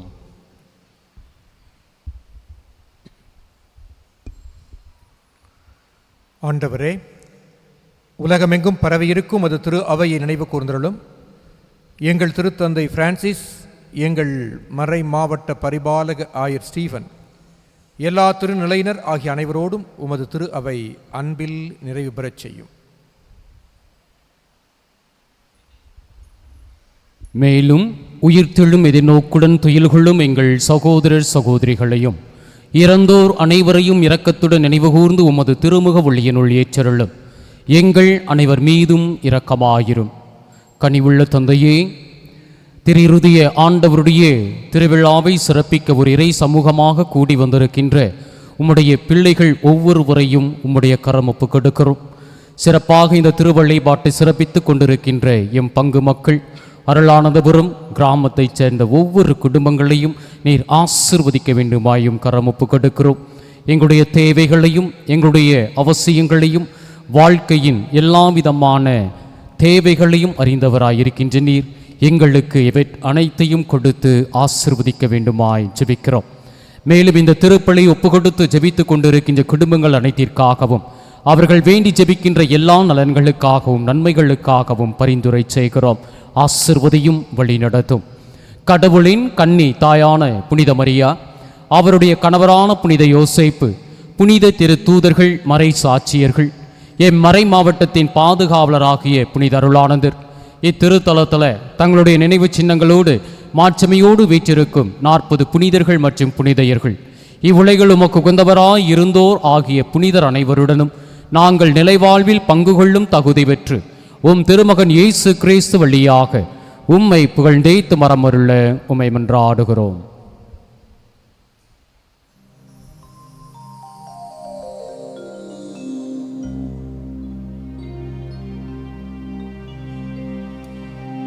இவர் வழியாக இவரோடு இவரில் எல்லாம் வல்ல இறைவனாகிய தந்தையே, தூய ஆவியாரின் ஒன்றைப்பில் எல்லா புகழும் மாட்சியும் என்றென்றும் உமக்கு உரியதே. ஆமென், ஆமென், ஆமென். மீட்பரின் கட்டளையால் கற்பிக்கப்பட்டு இறை படிப்பினையால் பயிற்சி பெற்ற நாம் துணிந்து பாடுவோம். விண்ணுலகில் இருக்கின்ற எங்கள் தந்தையே, உமது பெயர் தூயது என போற்ற பெருக, உமது ஆட்சி வருக, உமது திருவுளம் விண்ணுலகில் நிறைவேறுவது போல மண்ணுலகிலும் நிறைவேறுக. எங்கள் அன்றாட உணவை இன்று எங்களுக்கு தாரும். எங்களுக்கு எதிராக குற்றம் செய்வோரை நாங்கள் மன்னிப்பது போல எங்கள் குற்றங்களை மன்னியும். எங்களை சோதனைக்கு உட்படுத்தாதேயும்,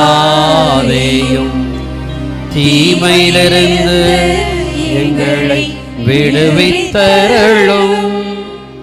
ஆண்டவரே, தீமை அனைத்திலிருந்தும் எங்களை விடுவித்து எங்கள் வாழ்நாளில் அமைதியை கனிவுடன் அருள உம்மை மன்றாடுகின்றோம்.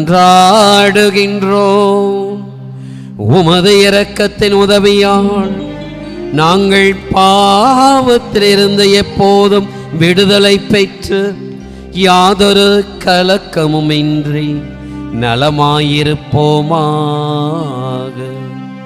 நாங்கள் எதிர்நோக்கியிருக்கும் பேரின்பத்துக்காகவும் எமிப்பராக இயேசு கிறிஸ்துவின் வருகைக்காகவும் காத்திருக்கின்றோம்.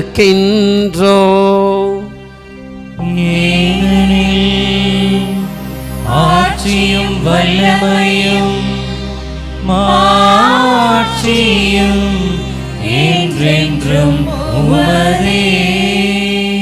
ஆண்டவராகிய இயேசு கிறிஸ்துவை அமைதியை உங்களுக்கு விட்டுச் செல்கின்றேன், என் அமைதியையே உங்களுக்கு அளிக்கின்றேன் என்று உம் திருத்தூதர்களுக்கு மொழிந்தீரே.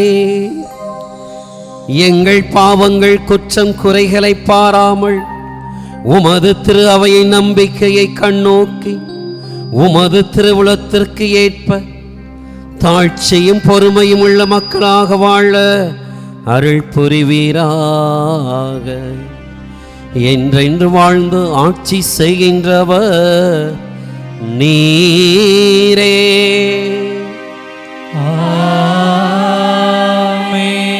ஆண்டவர் இயேசு கிறிஸ்துவின் அமைதி உங்கள் அனைவரோடும் என்றும் இருப்பதாக.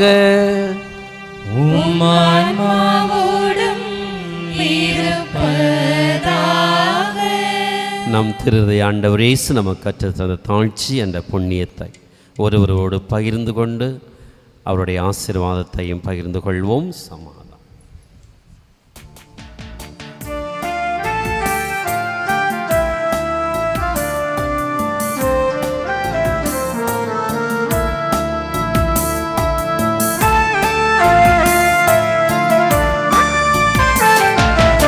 உலகின் பாவம் போக்கும் இறைவனின் செம்மறியே, எம்மேல் இரக்கம் வையும். உலகின் பாவம் போக்கும் இறைவனின் செம்மறியே, எம்மேல் இரக்கம் வையும். உலகின் பாவம் போக்கும் இறைவனின் செம்மறியே, எமக்கு அமைதி அருளும், எமக்கு அமைதி அருளும்.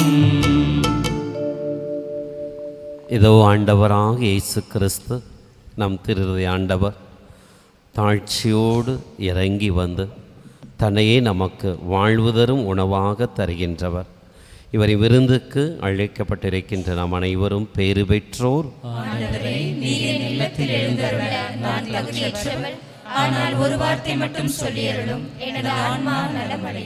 கிறிஸ்துவின் உடலும் இரத்தமும் நம்மை காத்து நிலை வாழ்வுக்கு அழைத்துச் செல்வதாக. அன்பார்ந்தவர்களே, இப்பொழுது வழங்கப்படுகின்ற இந்த திவ்ய நற்கருணை திருவிருந்திலே தங்களையே முழுமையாக தயாரித்து கொண்ட கத்தோலிக்க கிறிஸ்தவ இறைமக்கள் மட்டும் பங்கு பெறவும்.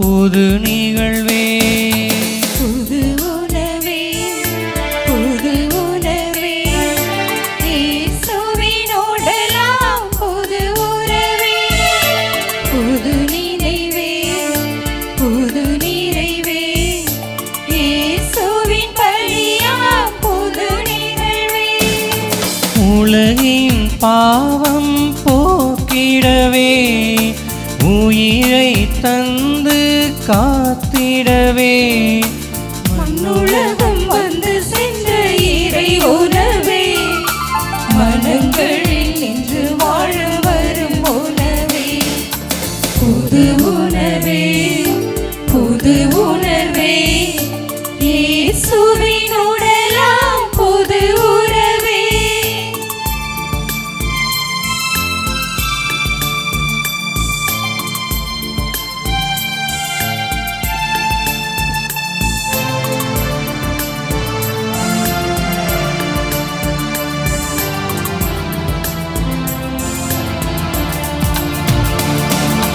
பாலை வெளியில் வந்த மன்னா இணையாள வந்த மன்னா வாழ்வு தரும் பொருட்டு வந்தீ நீரை வாழ்வு தந்து சென்றீ பாலை வெளியில் வந்த மன்னா இணையாள வந்த மன்னா வாழ்வு தரும் பொருட்டு வந்தீ நீரை வாழ்வு தந்து சென்றீ நீ தரும் உணவு எம்மை உம்மில் இணைக்குமே புதுமை தரும் திருவுணவே எம்முள் வாருமே அப்பம் உண்ணும் நேரம் மன்னிப்பாக மாறும் நன்மை ஆகுமே நன்மை ஆகுமே புது உணவே புது உணர்வே இயேசுவினோடெல்லாம் புது உறவே புது நினைவே புது நிறைவே இயேசுவின் பழியாம் புது நிகழ்வே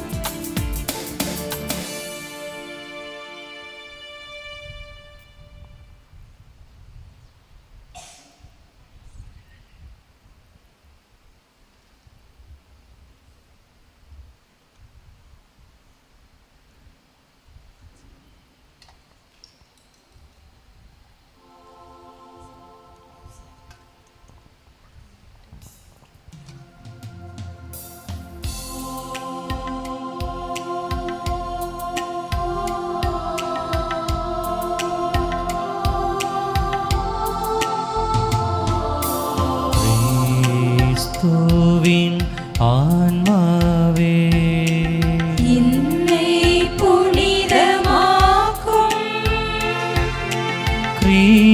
கிறிஸ்துவின் திருவுடலே என்னை மீட்டருளும் கிறிஸ்துவின் திருரத்தமே எனக்கு எழுச்சியூட்டும் கிறிஸ்துவின் விழாவின் தண்ணீரே என்னை கழுவிடுமே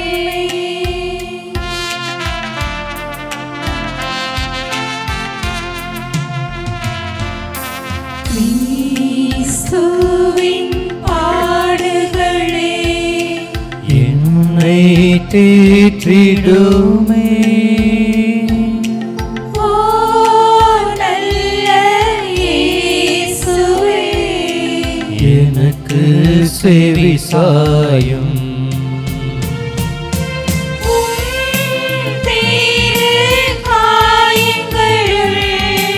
என்னை மறைத்தருளும்.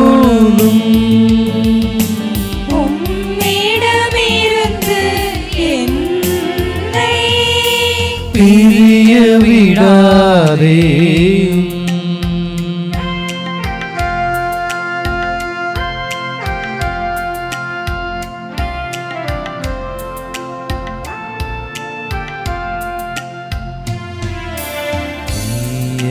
பகைவரிடம் இருந்து என்னை காத்தருளும்.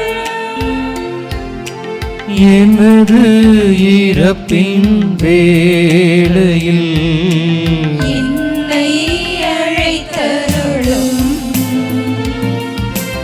உம்மிடம் வர எனக்கு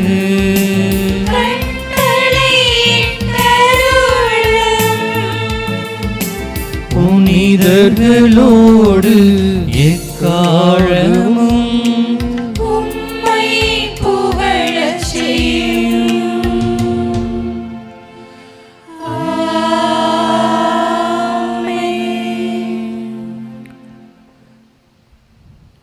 இயேசு கிறிஸ்துவில் அன்புக்குரிய சகோதர சகோதரிகளே, திரு இருதய ஆண்டவருடைய இனிய பக்தர்களே, உங்கள் எல்லோருக்கும் இனிய வாழ்த்துக்களையும் ஜெபங்களையும் மாதத்தின் முதல் ஞாயிறாம் இன்று தெரிவித்துக் கொள்கின்றேன். இந்த மாதம் முழுவதும் திரு இருதய ஆண்டவருடைய அருளும் ஆசீரும் நாம் ஒப்பு கொடுத்திருக்கின்ற இந்த திருப்பலியின் வழியாகவும் நமது ஜெபங்களின் வழியாகவும் நம் ஒவ்வொருவரோடும் துணையிருந்து வழிநடத்துவதாக. நாமும் நம்முடைய குடும்பங்களும் பிள்ளைகளும் நிறைவாக ஆசீர்வதிக்கப்படுவோமாக. அன்பார்ந்தவர்களே, நமது திரு இருதய பெருவிழாவின் 3வது நாள் நவநாளாகிய இன்று நமது பங்கை சார்ந்த அருளானந்தபுரம் இறை மக்கள் அனைவரும் வந்திருந்து இந்த நாளை சிறப்பித்திருக்கிறார்கள்.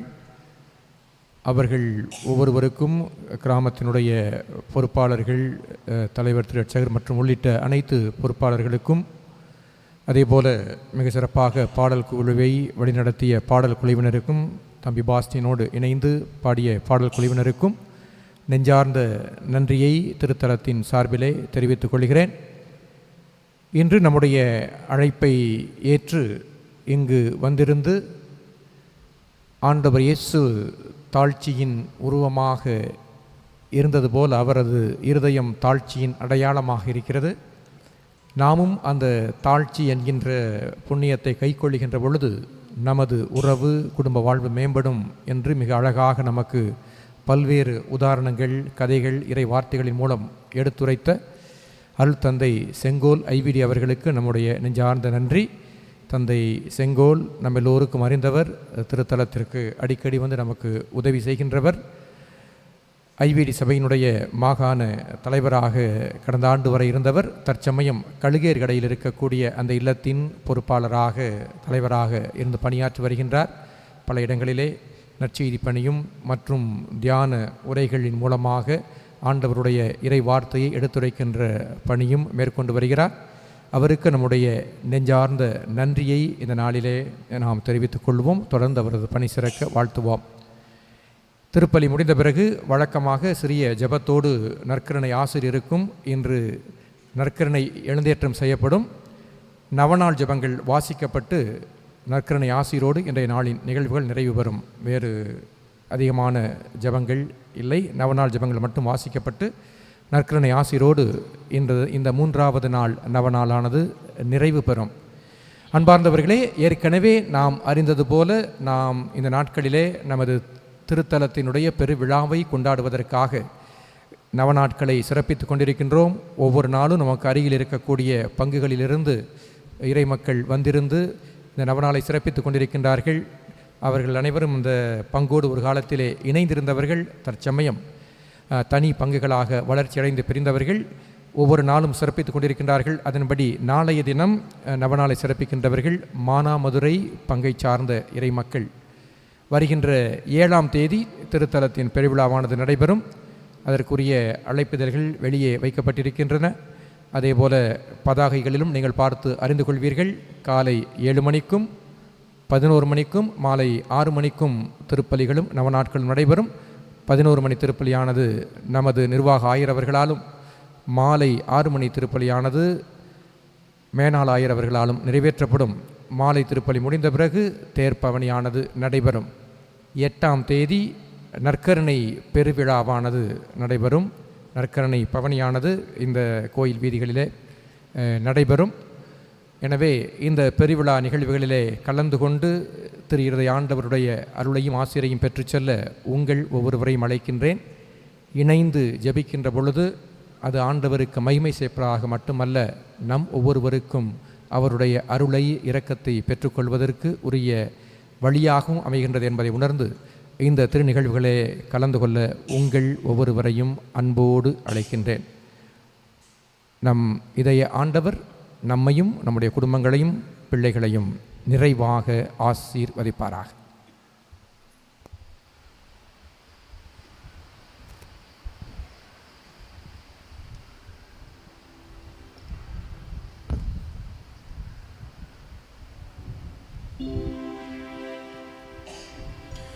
நன்றி கூறி மன்றாடுவோமாக.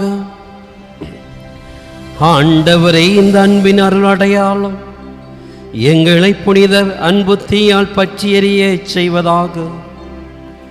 இவ்வாறு நாங்களும் திருமகனம் என்றும் ஈர்க்கப்பெற்று எங்கள் சகோதர சகோதரிகளிடத்தில் தாழ்ச்சியோடும் ஒற்றுமையோடு வாழ அருள் புரிவீராக. எங்கள் ஆண்டவராகிய கிறிஸ்து வழியாக உம்மை மன்றாடுகின்றோம்.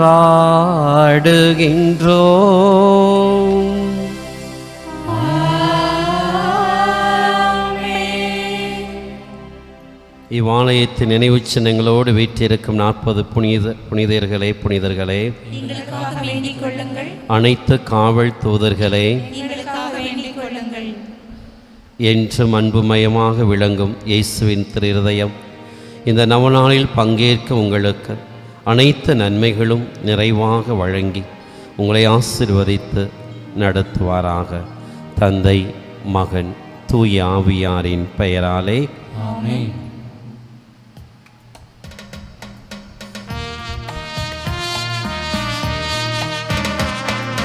இயேசுவின் இருதயமே, என்றும் எரிந்திடும் அருள்மயமே, உந்தன் ஆசியும் அருளும் சேர்ந்து வந்தால் எங்கள் ஆனந்தம் நிலை பெறுமே.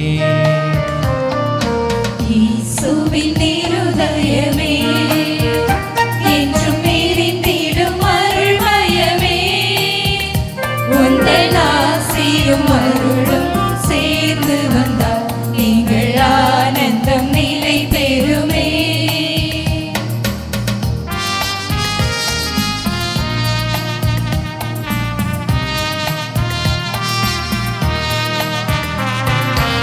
இறைவனுக்கு இதயமுண்டு, அந்த இதயத்தில் இரக்கமுண்டு. இறைவனுக்கு இதயமுண்டு, அந்த இதயத்தில் இரக்கமுண்டு. என்றும் இறங்கிடும் இறைவன் இருப்பதனால் எங்கள் அனைவருக்கும் வாழ்த்து உண்டு. இன்றும் இறங்கிடும் இறைவன் இருப்பதனால் எங்கள் அனைவருக்கும் வாழ்வு உண்டு.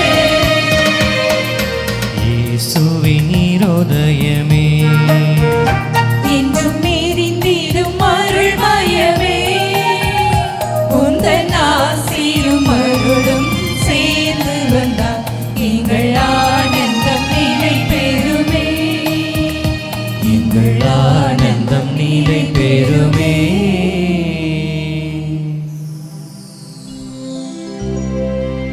நிலையான புகழுக்குரிய தூய்மை மிகு கருணைக்கு எல்லா காலமும் ஆராதனையும் புகழும் மாட்சியும் உண்டாகடவது.